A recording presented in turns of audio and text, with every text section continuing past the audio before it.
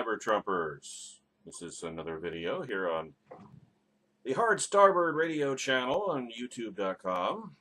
Today we have a Jonah Goldberg Blue Plate special. First in the form of an observation, and second in the form of a question. We will start with the observation first, and then the question will come in the adjoining video. Now, I said long before the Democrat left overran and conquered the Republican Party, aka Trump mania, that the only way that Hillary Clinton could win the 2016 presidential election was if she could run a front porch campaign. Now, I've used that term in preceding videos and on my podcast and on the radio and in Pixels at various places. Now, what I mean by that, what I mean by a front porch campaign, the term originated in 1888, the 1888 presidential campaign. Specifically, the presidential campaign in 1888 of Benjamin Harrison, the Republican candidate that year. He ran what was called a front porch campaign. What that meant was he didn't campaign. He didn't travel around the country holding rallies and doing what was the equivalent of campaign advertising back then. He stayed home. No kidding. I know it seems astounding, astonishing. It seems alien to our media crazy society, but that's what he did, and it worked. It worked because Grover Cleveland had gotten less popular over his term, the preceding 4 years, and so Benjamin Harrison did what is oftentimes urged in sports and in any competitive endeavor. He just got out of the way of an unpopular incumbent, let the election be about the incumbent who was unpopular, and Harrison was the other guy. And Harrison won. Now, I said the same thing about Hillary Clinton. The only way she can win is by bringing back the front porch campaign. Why did I say that? Because the more visible Hillary Clinton is, the less popular and more despised she becomes. Simple as that. Hillary Clinton is the opposite of her husband. She has the opposite skill set, opposite personality, opposite everything. Hillary Clinton was not made for politics. Bill Clinton was. Bill Clinton's a natural. Bill Clinton is the greatest political tactician, certainly of his generation, maybe in American history. Who knows? Heck, maybe in world history. Hillary Clinton is the diametric opposite. Hillary Clinton is abrasive, unlikable, hectoring. Just nobody likes her, nobody trusts her, and the more visible she is, the more people can't stand her. So what has she been doing in this campaign? And more importantly, and to the point, what has Donald Trump, and who and what Donald Trump is, enabled Hillary Clinton to do? He has enabled Hillary Clinton to do what she could not have done against anybody else. She is successfully running the 21st century equivalent of a front porch campaign. And that's what Jonah Goldberg echoed me about yesterday in a syndicated column. Hillary's advantage is that she's boring, not shocking. Why is she not? Why are all her scandals and malfeasances and criminality not shocking? Well, because her corruption, deceit, and greed are all so well established that no one is surprised by them. Everybody knows what the Clintons are. Everybody knows what the Clintons do. And they've been around for a generation. It's priced into their stock, so to speak, their political stock.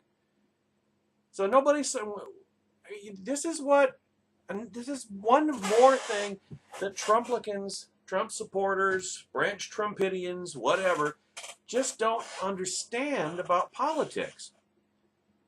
Donald Trump never run for office before, so here's Donald Trump being Donald Trump. He's doing what he does, what he's been doing for the 4 decades he's been on the national stage. And not in politics, but as we've seen over the past few years, the The distinction between politics and entertainment is virtually vanished, which is part of the problem.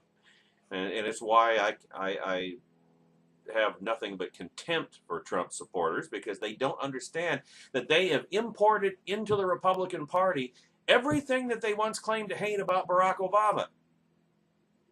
I mean, it's like they said, well, if you can't beat them, join them. So they blew their principles out the nearest airlock. They go and they, like it was a free agent signing in the NFL, they sign their own strutting left-wing extremist narcissist, except Trump is a national socialist as opposed to a Marxian socialist. Bring that into the Republican Party. But that's what they've done, and that is what is enabling Hillary Clinton. That is what is providing Hillary Clinton with the one and only path to victory that she could ever have had. Now, Donald Trump supporters complain that the media is fixated on the billionaire, well, the alleged billionaire. He still won't release his tax returns. Well, by the way, Hillary Clinton released her tax returns yesterday for, I mean, kind of in the same way that she released her emails. In other words, they're undoubtedly phony and fake and as a $3 bill, proverbially speaking. But she released something, which is more than Trump has done. Just pointing that out. So he may or may not be a billionaire. He doesn't want us to know, which tells me that he isn't. Among other things he wants to keep quiet, like his being on Vladimir Putin's payroll. That's another thing I'm sure he wants to keep quiet. Anyway, Trumplicans complain and bitch and moan and whine that the media is fixated on Trump's wild and crazy campaign while ignoring or at least downplaying Hillary Clinton's gaffes, missteps, and outright scandals. And for the record, they're right. There is a double standard. It's just that it's not new. Actually, it's a multi-pronged standard. For some in the media, good old-fashioned left-wing bias is at work. Every 4 years, the Republican presidential candidate is treated like some alien warlord wandering in from the Badlands beyond the frontier to seize power in our glorious capital city. One small example. It's a wistful, nostalgic exercise in the era of Trump to think back to 2012 when Mitt Romney explained how, after being elected governor of Massachusetts, he worked with women's groups so he could hire more females for his administration. He said the group sent, quote, binders full of women, in other words, binders full of resumes submitted by women, for him to review. In other words, Romney did exactly what feminists want politicians to do, but he used the phrase binders full of women, and the media collectively ran around like their hair was on fire. They should remember that the next time they wonder why so many Trump supporters discount media hysteria about Trump, but then they would do that anyway because that's part of the idolatry. You see how one set of enemies, another set of enemies, it's just these two enemies happen to be going against each other, but they're both cut from the same cloth. Now, this is a case of the enemy of my enemy is not my friend. The enemy of my enemy is my enemy. But what about the conservative media? Well, the formerly conservative media. Notwithstanding some talk radio and Fox News opinion hosts and a few Trump-friendly political operatives moonlighting as pundits, most of the conservative press is hostile to Trump. If you've been reading, well, my writings or Jonah Goldberg's writings over the last year, you know that we're part of this group. Goldberg is a senior editor at National Review magazine, which has been extremely critical of Trump for the most part. I, of course, was the lead blogger at politicalpistachio.com until the Trumplicanism in which Douglas V. Gibbs was marinating finally crystallized, metastasized, you might say. Other conservative outlets, the Weekly Standard, Commentary, and the websites The Federalist, Hot Air, Red State, and The Resurgent, have taken similar approaches. Objections to Trump from the right cover the waterfront, from his glandular personality and narcissistic character to the threat his National Socialism poses to the conservative movement and to the country. But virtually every conservative I know, including those openly saying they will vote for her, thinks Hillary Clinton is awful. Indeed, a great many of the media reporters that Goldberg knows think she's pretty terrible too.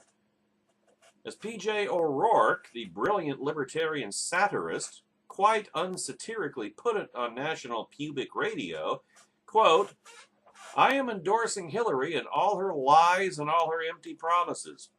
It's the second worst thing that can happen to this country, but she's way behind in second place. She's wrong about everything, but she's wrong within normal parameters." He added in an essay for the Daily Beast, quote, "Better the devil you know than the Lord of the Flies on his own 757. Thanks to my fear of spontaneously bursting into flames, I cannot follow O'Rourke all the way to pulling a lever for Hillary Clinton. I'll write in some third choice. But I think O'Rourke's analysis offers insight into the media coverage as well. As has been confirmed for the umpteen billionth time this week, Mrs. Clinton is corrupt and deceitful. She and her husband operate as if they are some medieval royal family, above the petty rules and customs that govern the little people. That's why I've been calling them the Medicis of the Ozarks for so long. If you don't think they are aloof, entitled graspers and grifters, it's probably because you haven't been paying attention. And that's the problem. The Clintons' grafting and grifting is so well established, so well known, it never really surprises anyone. Her corruption is priced into her political stock. In a normal, healthy political system, the Clintons would be shunned like pimps in an Amish colony. But we don't live there, so the Clintons bore rather than shock. This is Hillary Clinton's greatest advantage. The devil we know is a boring, paper-pushing bureaucrat. Meanwhile, the one thing no one can deny is that Donald Trump is not boring. It's possible to love him or hate him, but no one can be indifferent to him. When you drive past a part of town that has been blighted and run down all your life, you don't slow down to look at it.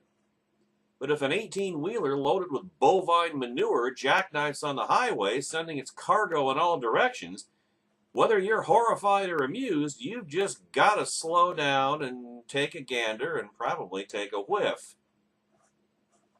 This rubbernecking magnetism, this looky-loo-ism, largely explains Trump's victory in the primaries, but it also explains his almost guaranteed landslide defeat in November. Enough primary voters loved the spectacle, about 10% of the total electorate, but the general election voters are apt to recoil at such a spectacle in the Oval Office